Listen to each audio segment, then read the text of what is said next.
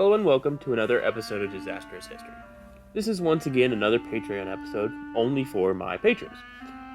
Welcome back. I know it's been a long time and I'm very sorry. It's been about 6 months since I last released an episode and I have been extremely busy in that time, working a lot of hours and actually doing disaster response. I can't talk about the disaster response, but know that it has shaped how these episodes will be going forward, especially some of the bigger episodes that are more public. I have some more hands-on experience in how to explain the after effects of disasters and how those impact people around.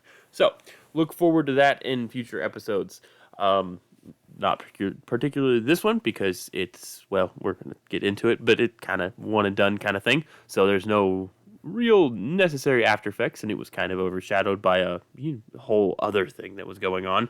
But anyway, let's get into this. If you haven't listened to the first Patreon episode, I'm a little bit more candid and a little bit less editing in this one, just because, well, it's you guys, and you guys are very few of you, and most of you are my friends and know me personally, so you know that I can let my personality shine a little bit more in these episodes. So anyway, this week's episode is going to cover the Balvano train disaster. I'm sorry, not train derailment, train disaster. Because it's been a long time since our last train disaster. And, you know, East Palestine recently happened and all of that. So we're going to talk about that. So that you have an idea of the convoluted mess we're about to dive into in the Balvano train disaster, it's not super convoluted. The disaster itself is extremely straightforward and very easy to explain, but the reasons why it happened are very convoluted. So, this particular disaster occurred in 1944. Why does that matter? Well, that was in the middle of a certain invasion of a certain country where the trains were supposed to run on time. Mild spoiler alert, this train was not going to run on time. But yes, this disaster happened in March of 1944. Now, Balvano is a small town in southern Italy, a few hours south of Naples, nestled among the Apennine mountain range, otherwise known as, if you're very familiar with Roman history, they are the Apennines. This particular town has had its fair share of disasters. No matter how hard I look, I cannot find when this town was founded beyond maybe the 2nd or 3rd century BCE, but man, this town has had it rough the last 80 or so years. In addition to the disaster we're focusing on here, the train disaster, it also got smacked by a 6.9 magnitude earthquake in 1980 that absolutely devastated the town. Not to get into the weeds here, but on November 23rd, 1980, a massive earthquake struck the area. At the time of the earthquake, a large group of children in Balvano were in the old medieval church listening to a meeting. When the earthquake struck, that church collapsed on top of them, killing 67 in the rubble. The rest of the town was also absolutely devastated, with 77 people dying in the town of Balvano alone, which, for a town of 2,000 people or so, is a pretty significant population. That's a full 4% of the town just gone in one event, with likely a large chunk of the town's children killed in that terrible tragedy inside that one church. But we're not here to talk about earthquakes. We're here to talk about planes, trains, and automobiles. Actually, no, it's just trains. We're just going to talk about trains. So let's do that. Let's talk about the history of train travel in Italy, especially right around World War II, but we're going to do all of it because why not? We're all friends here, and everybody loves learning about the history of trains in Italy, in a country that I've never visited, but I would love to. Some of you may know a certain asshole of a man who ended up as a wind chime was really proud of his trains running on time. And I know this is going to shock you, but they didn't actually run on time. Like, at all, really. It turns out that Mussolini was relatively good at that whole propaganda thing. In order to talk about train travel in Italy fully, we need to first discuss the history of Italy. On April 21st, 753 BCE, Rome was founded. No, we don't actually have to go that far back. I'm just kidding. Although that would be really fun to go through a whole history of Italy here in this Patreon episode that's supposed to be about a disaster that occurred in 1944, but I'm not going to do that to you all. We're actually going to start around the building of the first rail line in all of Italy in 1839. Now, if you know anything about the history of Italy after the fall of the Western Roman Empire, it is long, it is drawn out, and the borders are completely made up and don't mean anything at all, and are entirely based on the whims of whoever managed to declare themselves kings for about, 10 minutes and just drew up random lines. There are so many kingdoms throughout the history of Italy that pop up and go away and pop up and go away. Some within a year, some of them within 5 years, some of them within 10 years. They conquer each other, they reconquer each other.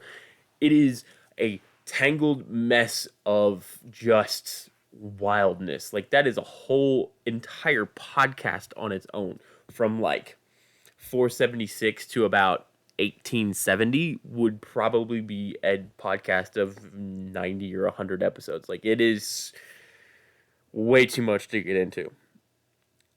And to be honest, it kind of matches Western Europe after the fall of the Roman Empire anyway, because it's just a tangled mess of wherever they wanted to draw borders and do whatever they want. So if you remember back to one of my older episodes, we briefly talked about the Kingdom of Two Sicilies. Now, there is only one Sicily. It is the rock that the Italian boot peninsula is kicking. It's the little island at the end of the boot of Italy. That is the only Sicily. But there were two separate kingdoms of Sicily. One was, actually on the island of Sicily, and one was actually the Kingdom of Naples, but they called themselves officially the Kingdom of Sicily because they were originally on Sicily, but then they got kicked off of Sicily, but they decided they didn't want to change their name. They wanted to keep the Kingdom of Sicily as their title, so they just called themselves that, but they were actually the Kingdom of Naples. Yes, humans have never changed. They then combined and broke apart, and combined and broke apart like 10 times from 1286 until the last time they combined in 1816 until 1861, when they got swallowed up by the Kingdom of Sardinia during the process of Risorgimento, or what we know as Italian unification. Basically, when they combined, they would call themselves the Kingdom of Two Sicilies, because we're really bad at naming things. And Kingdom of Two Sicilies is still one of my favorite kingdom names ever. It is completely ridiculous considering the one Kingdom of Sicily was literally not on Sicily at all and hadn't been for literally years at that point. Yet they still decided to call themselves that ridiculous name. This is one of my favorite things in history. I really get distracted by it every time the Kingdom of Two Sicilies comes up. It's just an excellent primer, an excellent example of the pettiness that human beings have when they're literally not on the island that's been called Sicily for hundreds of years, but they're still going to call themselves the Kingdom of Sicily just so the other one has to explain why they're the Kingdom of Sicily and the other one's not the Kingdom of Sicily. It's just fantastic. Anyway, the first stretch of Italian train tracks was laid in the Kingdom of Two Sicilies in October of 1839. That was in the Kingdom of Naples, not the Kingdom of Sicily. It was on mainland Italy, not on Sicily, just to make sure that's straight. It was just a short stretch from Naples to Portici, which, how short is short? Well, it was basically 4.5 miles. The King of Two Sicilies himself came out to inaugurate the line, and it was a whole big fanfare, literally just 4 miles. They had a whole big party and all of that. After that, railways really took off in Italy, with a huge chunk of the now unified country being connected by railroads by 1870. From then on, they attempted to nationalize the railways, but that failed spectacularly. Several times they tried, and several times they failed. And then after that, the railways started to kind of fall into disrepair. Partially because of, World War I, in which a lot of Italian railways got destroyed because there was a lot of fighting in northern Italy. So there was a lot of damage throughout, and kind of had to deal with other issues, getting more lands back from Austria and all of that. Dealing with all of that took a lot of money away from the railroads and let them fall into disrepair and damage and all of that. Then came old wind chime himself, Mussolini, who actually made an appearance briefly on a previous episode talking about the assassination of Archduke Franz Ferdinand, but he's back officially now, and he's going to claim he made the trains run on time. But let's look at that closer. It's no secret that in 1922, when everyone's least favorite Italian dictator rose to power, the Italian railway network was in bad shape. World War I had literally just ended. Everything in Europe was dried mud, wet mud in the process of becoming mud, or exploded. There's no getting around that.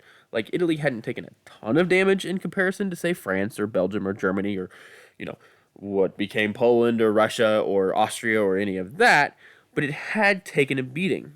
Italy's war dead numbered in the 500,000 or so soldiers. And in one of the weirdest bits of historical trivia, they fought in the 12 battles of the Isonzo River. Yes, you heard me correctly, 12 battles of the same river. Literally 12 battles in the same spot over the course of about 4 years. World War I was known as the war to end all wars, but it was ultimately a pointless slog for no real reason. Like, you don't get to 12 battles over the same river for any real reason. But anyway, World War I had done a real number on Italy's rail system. It needed to be completely rebuilt. But it wasn't like Italy just did nothing from 1918 to 1922 when Mussolini propaganded his way into taking credits for trains running on time. They were well underway fixing the entire system. Now, it wasn't done, and it wasn't really good, but they were in the process of upgrading, repairing, fixing, doing all of that from 1918 to 1922 when Mussolini made his big old grand, I'm going to fix the railroads thing. But why did he make the trains run on time thing, and why did it matter in the first place? Well, obviously trains in 1922 weren't super scheduled well, and Italy's a very mountainous and hilly place, so it's a lot of work getting trains up hills, and there's a lot of delays and things like that, and offloading and unloading and loading and reloading and all of that. So trains in Italy were notoriously late, especially with the damage from World War I that they were trying to fix, and people were getting frustrated with it. And if you can make the claim that, hey, I made it so that you can do whatever you want, go anywhere you want, on time and quickly, that's a pretty big propaganda win. He also spent a lot of time and money pumping into the big railway projects. So, like a Roman emperor of old, he would pump money into these big public projects that would be seen by tourists and the rich people that would come to do deals in Italy and the big politicians. Like, he really wanted to pump money into these projects so that it looked like Italy was being upgraded and Italy was this grand place and all of that. Now, obviously, we know that these big public projects that get tons of money and are essentially only for show always come at the cost of something. And that cost in this particular situation was the Railroad Workers Union, which he, dissolved because, again, fascist dictator. It killed hundreds of railway workers working on these projects, because it's not like, oh, we're going to build this project and we're going to do it right and do it at the pace it needs to be done. We're going to do it as fast as possible. I don't care how many people are going to die. We need to get it done so I can show it at whatever big events coming up in the future in like a week or 2 weeks or a month or whatever. They would literally work them to death. Now, outside of those big flashy public projects, that the big grand train stations and the trains that would go from Rome to Naples or Rome to Milan or Milan to Venice or whatever direction you wanted to go, the big cities to the big cities, the railways outside of that, it was basically business as usual. Run down, broken, late, not super great. He wasn't trying to fix all of the trains. He was trying to fix the trains for the rich people that were going to want to see that the trains were being fixed. Like, it makes sense, especially if you are, a fascist dictator who's going to turn into a wind chime. But from 1922 all the way up until the early 30s, late 30s, early 40s, things were business as usual for everyone who wasn't rich or famous or powerful in Italy with regards to the railroads. They were late. They weren't well taken care of. They weren't well maintained. Like, things were business as usual. And it was business as usual right up until 1943. Because you know what isn't business as usual? Getting the entire Italian peninsula invaded in 1943 because Il Duce was Il Dickhead. On the 9th of September, Allied forces that had just finished driving the Italians and Germans out of Sicily began their work driving the Germans out of Italy. I say Germans because on September 8th, Italy surrendered to the Allies after the King of Italy, yes, one of those existed at the time. You don't super hear about him a lot because Mussolini's a whole big, giant, inflated ego, had, the King of Italy had Il Dickhead arrested. This didn't super do anything to help the Allies, really. The Italian army was already in absolute shambles after the half-assed attempt at defending Sicily, and once they surrendered, Germany ran Operation Osh and essentially occupied Italy. Well, not essentially occupied Italy. They did occupy northern Italy. Well, all of Italy, but they would, after the invasion, that's a whole thing. Anyway, they occupied Italy. In a fun turn of events, Italy once again switched sides, and after a month, they declared war on Germany from their new government location in Malta. Again, this didn't really do anything. It's not super encouraging for soldiers to have to fight for a king who ran away to Malta and let the Nazis take over everything without so much as giving any orders. Literally, that's what happened. After they surrendered, they fled to Malta and gave whatever Italian soldiers were left still fighting no orders. So either they deserted, joined the Nazis, or attempted to join the Allies. Some of them successfully joined the Allies.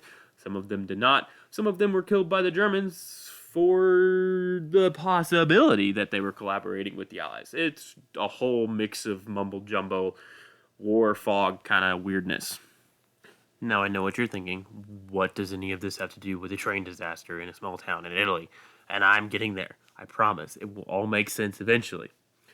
Anyway, Operation Avalanche began with a naval invasion of Salerno, which is the American invasion of Italy.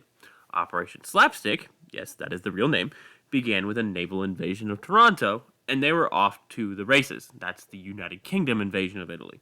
Two different places at the same time. Germany had planned for this and made a bit of a fighting retreat to fortified positions throughout southern Italy.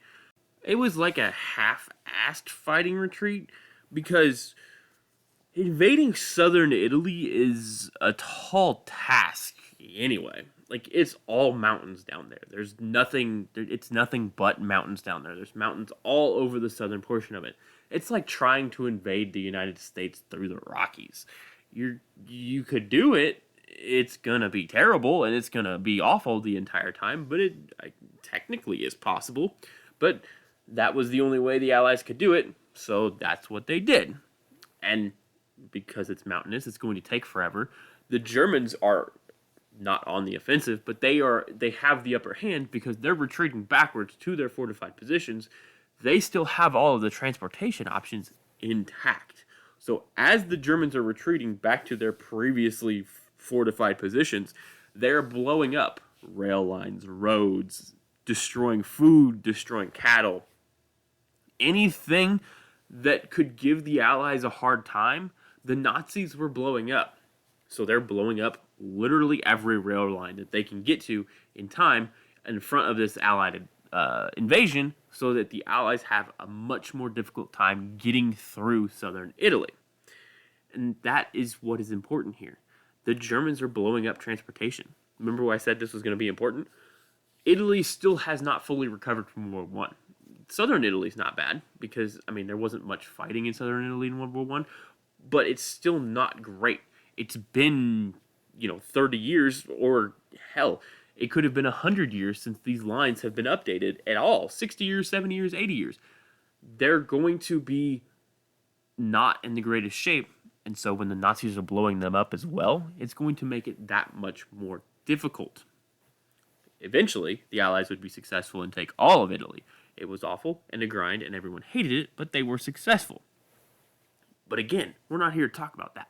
We're here to talk about a train. So, if the Nazis have just retreated in front of you, back to wherever they're going, and they're blowing up rail lines on the way, the best mode of transport for the Allies at this time was trains. Troop trains for food, weapons, ammo, all of that was trains. So if it's all been blown up, they have to rebuild it as quickly as possible because they need to catch up to the Nazis so they don't get into their fortified positions and make it that much more difficult to push them out even more. So they're going to rebuild these rail lines as quickly as possible. And when you build things as quickly as possible, shortcuts get taken. When shortcuts get taken, well, bad things happen. The other thing is, the Nazis aren't just blowing up the railroads themselves. They're blowing up engines, they're blowing up tank cars, they're blowing up freight cars, they're blowing up passenger cars, they're blowing up stockpiles of coal or just straight up taking the coal. Like, they're going to take all of the best stuff that they can drag with them, and if they can't drag it with them, they're going to blow it up so that it can't be used by their enemies. So that's going to cause a lot of problems in occupied Italy, in Allied occupied Italy, not Nazi occupied Italy. It's going to cause problems in Nazi occupied Italy because you're occupied by the Nazis. The problems in Allied occupied Italy are going to be because of what the Nazis have destroyed behind them. What this means is, war-torn, post-invasion southern Italy was not a fun place to be. If you were not an American soldier or an Italian soldier who happened to be able to get in with the Allies, this was not fun. There were shortages everywhere. There was food shortages, clothes shortages. Literally any shortage you could think of was happening at that point. Everything was bombed. It was terrible. There were dead everywhere because there was literally just an invasion, and the Nazis aren't, super nice about leaving people alive when they leave. It was bad. But just because everything had been blown up and there were shortages doesn't mean that people weren't finding ways to get around it. People will do almost anything to get what they want. They will do whatever they have to feed their families, to clothe their families, to get food themselves. And if that means setting up a black market to get vegetables or clothes or whatever, that's what they're going to do. And if that black market requires stowing away on freight trains to get the farms out in the countryside, because otherwise the vegetables are getting into town, well, then that's what's going to happen. With the food shortages and all of that, there was food being grown, but there was no way for the food to get from the farm into Naples and the bigger cities because everything was blown up.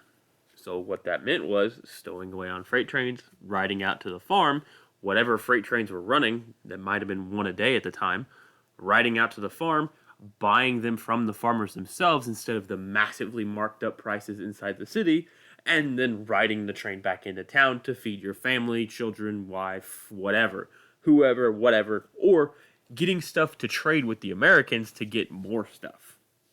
The other thing that I didn't mention earlier is that getting out to the countryside was going to be difficult because, again, they're the Nazis, so they riddled all of the roads with landmines and traps and all of that kind of stuff to make sure that they blew up as many Allied soldiers as they could behind them.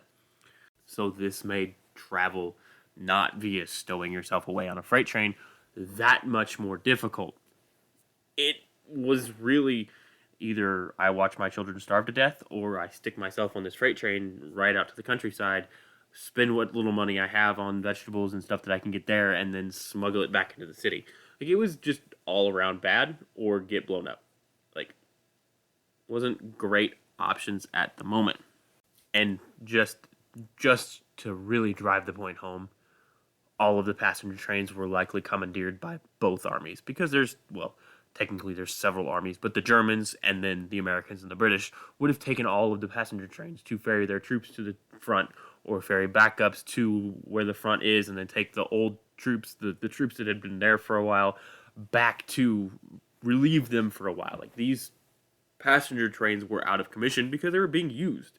So there weren't really any other transport options. So stowing away on freight trains was the only option. And it wasn't just like 10 or 20 stowaways at a time. We're talking about hundreds upon hundreds of people stowing away on a single freight train at a time, trying to get out to get food for their families and then getting back into town. It was dramatic. Like 500, 600, 700 people on a single freight train, the entire length of the freight train, in every single nook and cranny. It was men, women, children, elderly, whoever could get on that train and ride out there to get food or clothes or whatever they needed would get on that train. And this causes a whole lot of problems because having 10 or 20 stowaways on a train is whatever. Like, that's a couple thousand pounds. having 5, 6, 700 people on a train, that's a lot. Like, that is a big change in weight. It's a big change in weight distribution because people aren't going to distribute themselves evenly throughout the train. They're going to go wherever they can fit people. So if they've got, let's say, a train car full of coal, people aren't going to be in that coal car because why would they? They're going to be all the way in the back. If all of the open space is in the back, all the people are going to jam their way into the back. That changes the weight distribution on the train. That changes how the train runs. That changes where the power needs to be to get that train up and down the, again, very mountainous southern Italy. You probably can see where this is going a little bit. You can at least a little bit see where this is going. So that brings us to the night of March 2nd, 1944. That night, the freight train 8017 left Naples heading east towards Potenza. It consisted of 47 rail cars, most of which were empty. Well, empty of the things a normal freight train would carry. But this was not actually empty. This train was filled with hundreds upon hundreds of people trying to get to the countryside to get food and goods and whatever else they could carry, survive off, or trade with the American soldiers currently occupying Naples. The first part of this trip was fine. The railroad was electrified, which gave it more power, and it had plenty of power with what they already had. It was also over flat land, so everything was moving smoothly, and the train was making good time. This part only needed one engine, locomotive, to keep the train running well. Again, it's over flat land, it's not that difficult, it's mostly empty, it's not a big deal. That changed once they reached, and forgive me, I'm going to try, Battipaglia. The rail was no longer electrified and would have to be steam powered. Because the steam power is less powerful overall than the electric locomotives, which was amplified by another reason we will get into, the single engine, the single locomotive on the front of the train, was replaced by 2 locomotives on the front of the train. Now, I mentioned that the steam power was less powerful than the electric overall, but in addition to already being less powerful than the electric locomotive, it was less powerful than a normal steam-powered locomotive. They require coal to function properly, and that requires good burning coal to reach their full energy harnessing potential. So that needs to be relatively pure coal, because pure coal burns better than, less pure coal. It makes sense. The better quality coal you have, the better it burns, the hotter it burns, the more power your locomotive is going to get. The problem was, this was occupied Italy, and the Allies were still fighting the Nazis to get them out of Italy. There were shortages everywhere, but especially of good quality coal. And what good quality coal they could get was being used for, fighting the Nazis. It wasn't going to be given to a freight train traveling out of Naples in the middle of night. So they were getting the worst of the worst coal. It was not going to burn efficiently. And when coal doesn't burn efficiently, when anything doesn't burn efficiently, it creates carbon monoxide. A lot of carbon monoxide, which we know from other episodes. I know I've talked about it before. The less efficient you're burning, the more byproducts you have, the more carbon monoxide you produce, the more carbon dioxide you produce, the less energy is given off by that burning. So, this engine with its significantly lower quality coal is going to produce a ton of carbon monoxide, which, as we all know from, being alive, carbon monoxide will kill you super dead. Now, at this point in our rail trip, there's about 500 or so stowaways on this train. They made it through Battipaglia just fine, then stopped in Neboli, and American soldiers forced some of the stowaways off the train. But that only lasted for a bit. More and more gone on after that stop on each subsequent stop along the line.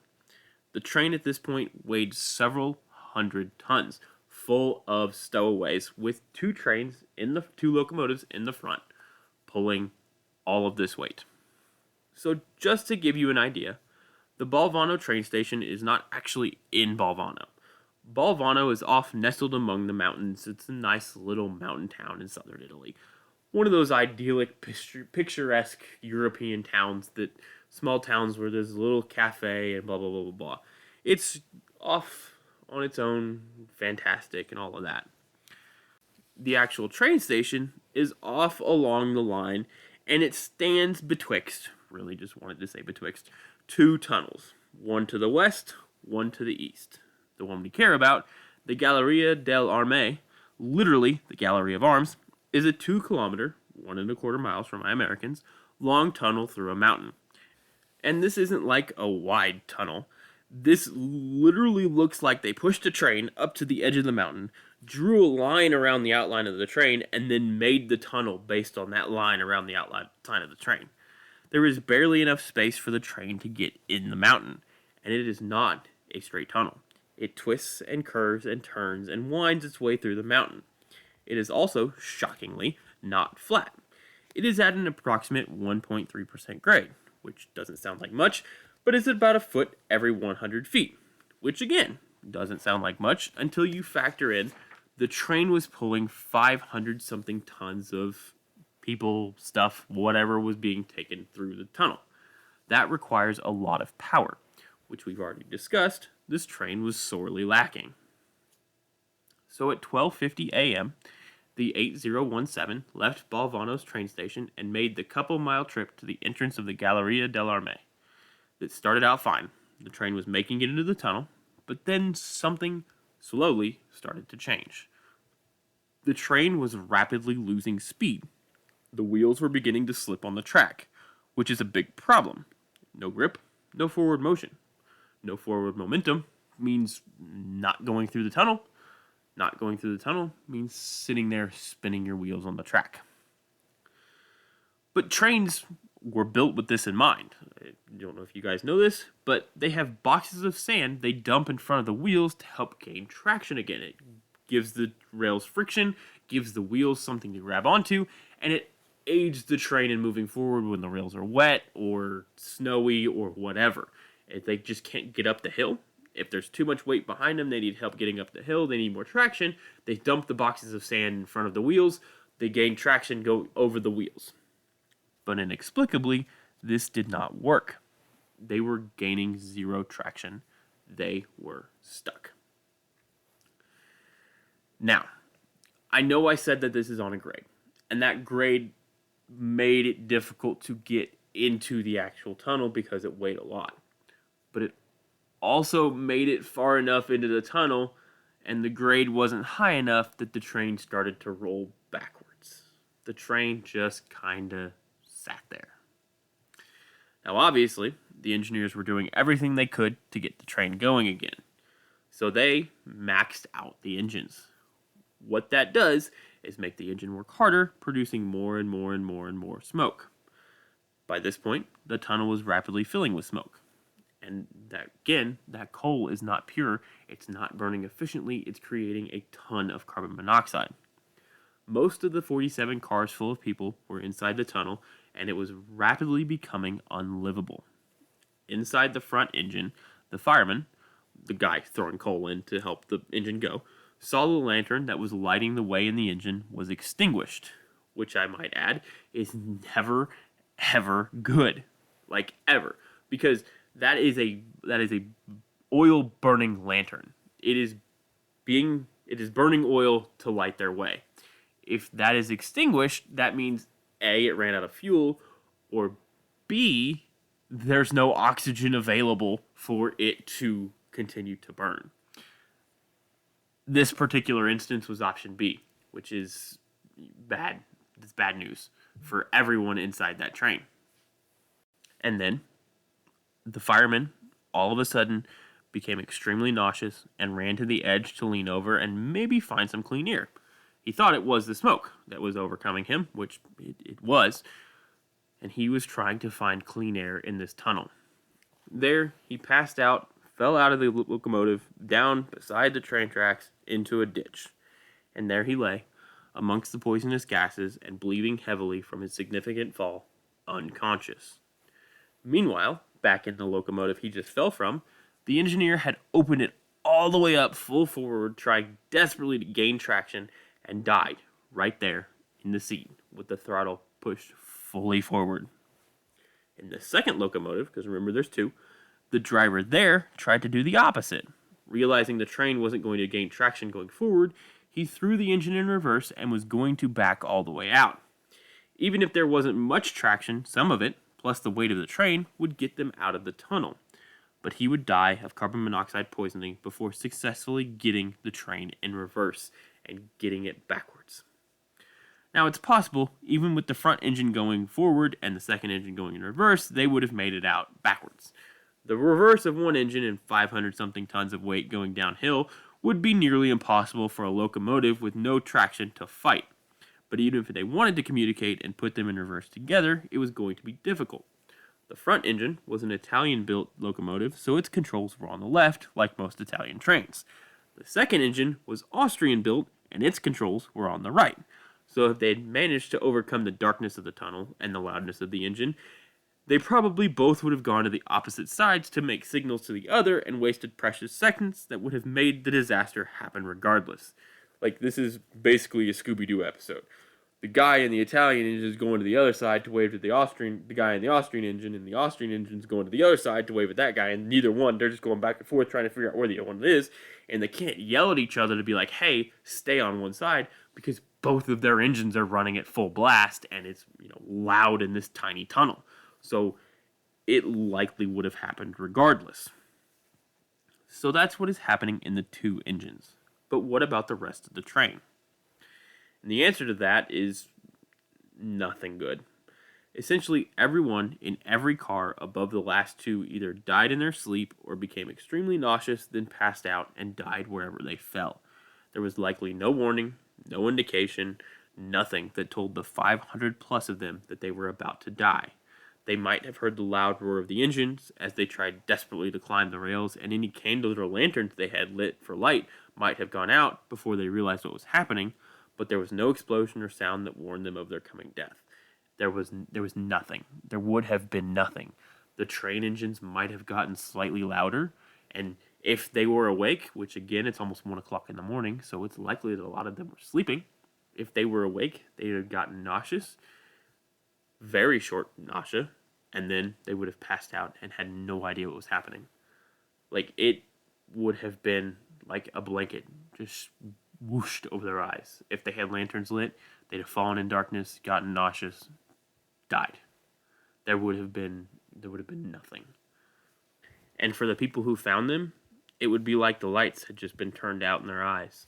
They likely showed no signs of any physical trauma or anything of that nature. Any physical trauma they had was from falling out of the train.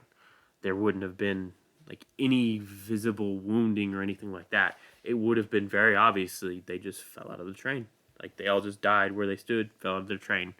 They all suffocated in place, peacefully and quietly, without having any idea of what was happening. Men, women, and children, just looking they were taking a nap, but one they would never wake up from, draped all over this train in a last hope to feed their families. It would take until several hours later in the morning for anyone to be notified of the disaster. The last brakeman on the very last car was very confused. He had realized they were sitting there out in the open for an unusual amount of time and decided to walk into the tunnel to see what the problem was. The discovery found was probably a horror beyond horrors. He had to run back along the track all the way to the train station, through 2 tunnels previously, along the embankment in the dark, foggy, cold March morning. He made it back to the Balvano train station later that night, yelled, "They're all dead over there, all dead," and then passed out cold on the rails. When the first rescue train arrived at the site, all they could do was help those in the last 2 cars that were outside. They could not move the train out of the tunnel as there were too many bodies on the tracks. And there were some survivors. Almost everyone in the last cars would have been extremely nauseous and may have passed out, but likely were still alive. And that's one of the things that was helpful, because if you're in those last 2 train cars, as the carbon monoxide comes pouring out of this train, there's going to be some, but there's not going to be a lot, because again, the tunnel's going uphill. Carbon monoxide's heavier than air, so a lot of that carbon monoxide is going to continue to go up that tunnel and out the other side, depending on where it is. Some of it would have come back down, that's just how the airflow is going to work. But a lot of these people in these last 2 cars, when they passed out from on the train, When they landed on the ground, they're going to be in free oxygen again. They're going to have oxygen. It's going to smell. There's going to be smoke, but they're going to have available oxygen. It's like being in a fire. If you're in a fire, they tell you to get low and crawl out of the house because all of the smoke is up high. Down on the ground is going to be good oxygen for you to breathe. It's the same thing in a carbon monoxide situation. That carbon monoxide is going to tend to pool at the ceiling, and you can get down low and survive and make it out. The people inside the tunnel were not as lucky, unfortunately. They're going to be floor to ceiling carbon monoxide. And when they pass out, they're likely passing out in the train, landing on the train well above floor level, well above the ground level, where they're not going to get any of that oxygen, and they're just going to die in their sleep. Any of them that fall out of the train are not just, it's just going to keep flowing past them. Like, there's nothing that could have been done here to prevent this. Well, I shouldn't say that. There were things that could have been done here to prevent this, but once it started, there was nothing that was going to prevent it. Unless they had 500 tanks of oxygen for all these people to walk their way out. It was always going to be a disaster. It would take them hours to get all of the victims out of the tunnel so that they could actually pull the train out of the tunnel. In the end, the front engine fireman would survive. The one that was in the very front of the engine who passed out and fell out of the train and landed in the ditch next to it, he managed to land next to a puddle of water that kind of helped keep him alive because it kept some of the gases away, and there was like a little ditch that he just happened to fall into that was just low enough that the carbon monoxide couldn't get down to him entirely and suffocate him. He woke up a couple hours later with a light in his face and was dragged out of the tunnel. He was the only survivor from inside the tunnel. In total, more than 500 people died inside that tunnel. Many sources put the death toll over 600 people. The truth is, we will likely never know. The only people who received actual burials were the crew members. All the stowaways were buried in a mass grave outside Balvano, which was a whole issue in and of itself. The Allies did not want to take responsibility for 500 people dying on their watch on a train that they should have been taking care of in their occupied territory. They wanted to blame the Italian government. The Italian government wanted to blame the Allies. The Allies' solution to 500 bodies they weren't expecting was to burn them all. The town of Balvano said, to hell with that, we're at least going to give them some sort of burial, which, again, was just a mass grave, but it was better than just mass burning them all. It was a whole big thing. It would take decades for anyone to admit that the disaster was a thing and who had responsibility for it. Like, they did not want to take responsibility for it. I mean, I understand why. Like, this is a terrible time. The Italian government is already in shambles because they just had to oust their terrible dictator who was murdering people. They openly welcomed the Nazis into their territory to help them defend their territory. Like, they don't want another thing to be dealing with, and the Allies do not want to be associated with a mass death of civilians. Like, it was a whole thing that would take decades. Like, it was only until I think 2018 that the government of Italy actually acknowledged that they might have been at fault for this disaster. So, why did this happen? We have the obvious reasons: poor quality coal, lack of power, overloading of stowaways, and all that. But why did the train lose traction? Even with the sand, there was no traction for the train at all. Some of that likely comes down to the humidity. All that day and into the night, it had rained off and on. It was also incredibly foggy, so the rails were wet, too wet for the wheels to work properly. Also, oddly enough, there were absolutely zero ventilation shafts in the tunnel at all. So had they built some sort of ventilation shaft, even just a small one somewhere near the entrance, it likely would not have been as bad. Now, it probably still would have been somewhat bad because two trains working full power trying to get up a hill and a small ventilation shaft is not going to get all of the carbon monoxide out as fast as you want it to. But if they had installed something or several, it likely would have been much better. There would have at least been some more survivors. And the other issue is there had been a train that had gone through the tunnel not long before the 8017 went through. and a lot of the gases from that train were still in the tunnel. So they were already entering a hostile environment when they went in and added an even more hostile environment to an already hostile environment. So a lot of things led to the culmination of this disaster. There was very little oversight because, again, invasion, World War II, like, big deal. There was terrible cold. No one was forcing the stowaways off. They never should have been on the train in the first place, but who can really blame them? They have to feed their families. I can't blame them. They gotta do what they gotta do to feed their families. So if that means they have to stow away and risk dying in a train, that's what you gotta do, man. But there were a lot of reasons that this disaster happened. Like, it was a culmination of a lot of things. The Allies had taken all of the passenger trains. They'd taken all the good coal. The Germans had destroyed the rail lines. They destroyed the roads. They destroyed food. They had taken the passenger trains. They had taken the good coal. All of that, like, all of it culminated in this disaster. And it makes sense once you look at the full picture of the full story of what happened here. It would take 15 years after the disaster, but all identified victims inside the Balvano train disaster would receive payment from the Italian government that had been paid to all war victims. So anybody in the war that was a victim in Italy received a payment from the Italian government. Eventually, the victims of this disaster who had been identified, their families would receive payment as a war victim. Now, a lot of the people inside the tunnel were never recognized. They were never claimed. They were never recognized. It's likely that entire families died in that train.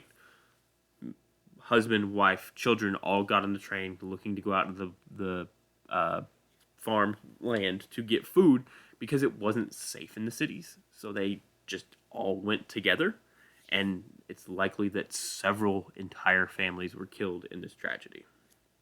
In the aftermath, limits were placed on the amount of weight a train could be pulling on that particular line at 350 tons. They also placed a guard post at the entrance to that tunnel, which would only allow trains to enter once all previous gases from the previous trains had been cleared. There was a lot of blame that went around for who exactly to blame for this disaster because, again, like I said earlier, the Italian government didn't want to take responsibility. The Allies didn't want to take responsibility. So they just kind of went back and forth.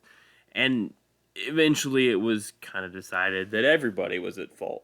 The station masters of the Balvano train station and the Bellamuro train station, which was the next one on the line, were blamed because they didn't try and figure out where the train was when it arrived late, which kind of makes sense because it's a really hilly route between the two, and it sometimes takes a lot of time to get up and down those hills. It's only 7 kilometers, but occasionally that would take, 2+ hours to get through that whole area.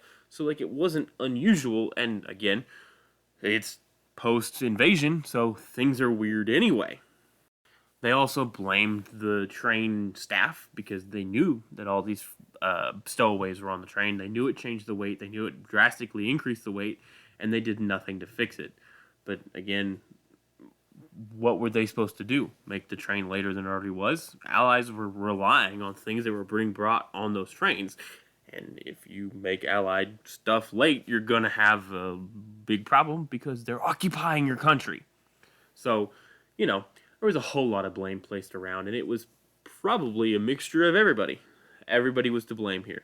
The company that was running the trains at the time only had the one passenger train that would run at the same time, despite the fact that that particular rail line was extremely popular because it took people out into the country to get food, which, again, is, very important. Food is really important. And they only had one passenger train a week running that route. So obviously people were going to find other ways because a lot of people need a lot of food, and that train's going to fill up really quick when it's only running once a week. So they're going to find other ways to get out there, and that means stowing away on freight trains. So they were also blamed. There was a whole lot of blame to go around. Eventually, no one took the blame, but the federal government, again, like I said, did make war reparation payments to the identified victims of the disaster. And they did make some changes to make it safer. And in the late 90s, that particular line was electrified. So now it's not really a problem at all. So that brings us to the end of another Patreon episode of Disastrous History. Hope you guys enjoyed it. As always, you can follow me on all the social medias and blah, blah, blah. I'm very happy to be back. I know that a lot of you aren't going to listen to this because it's the same stuff every time, but I appreciate you all sticking around, waiting for me to come back, and I'm very, very, very excited to get back and get back into making episodes for you guys. It's one of my favorite things to do. As always, stay safe, and remember to check your smoke detector batteries.